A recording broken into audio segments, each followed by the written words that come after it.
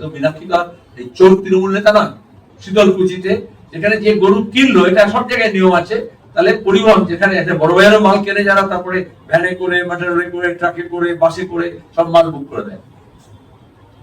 তো যে গরু নিয়ে যাবে, ডেলিভারি দেবে শহরের ভাষায়, তাকে মেরে খুন করে, মব লিঞ্চ করে লাশ ফেলে দেওয়া হয়েছে। সেখানেও মিসিং ডায়েরি হয়েছে, কিন্তু পুলিশ খোঁজ খবর নেয়নি।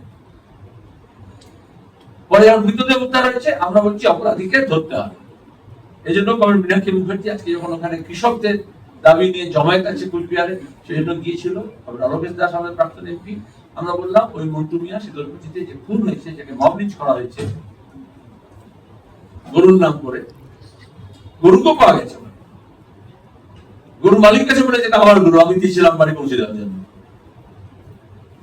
তাকে যখন ওখানে যায়, ওখানে গিয়ে ওই বাড়িতে দেখা করে, তারপর পরিযায়ী শ্রমিক মারা গেছেন, তার বাড়ি যায়। যখন ফিরে আসছে, তখন এই বিজেপির বীর পুঙ্গবরা সেই গাড়িটাকে ঘিরে আমাদের ওখানে যে স্থানীয় নেতারা আছেন তাদের উপর আক্রমণ করার চেষ্টা করে।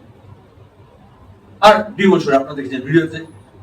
আচ্ছা, প্রথমে ছিল দুর্নীতিগ্রস্তদের আমরা বলছি শাস্তি দাও, টাকা উদ্ধার করো, তার বদলে এদের ভাষায়, শ্রমিক ভট্টাচার্যের ভাষায় ডিম্বাস্ত্র প্রয়োগ করা হচ্ছে। এখন দেখা যাচ্ছে বিরোধীদের যাতে কেউ কোথাও না যায়, ফ্রি মুভমেন্ট যাতে না হয়, তার জন্য এটা বিজেপির একটা নতুন কায়দা।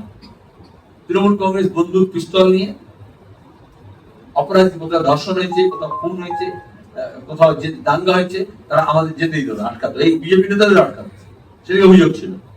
আর এখন কেন যাচ্ছে, মব লিঞ্চ হয়েছে, পরিযায়ী শ্রমিক মারা গেছে, তার বাড়িতে কেন যাচ্ছে, সেখানে তাকে আটকানোর চেষ্টা করেছে। তো মীনাক্ষী তো এই চোর তৃণমূল নেতা নয়। আমাদের সঙ্গে কথা হলো, আমরা বললাম কিচ্ছু নয়, এসপির কাছে যাও। এসপি অফিসে গিয়ে তারা ধর্ণা দিয়েছিল, এবং যতক্ষণ না ডিএসপি দেখে বললেন যে যারা মব লিঞ্চিং করেছিল, যাদের নামে অভিযোগ ছিল, তাদের দুজনকে ধরা হয়েছে।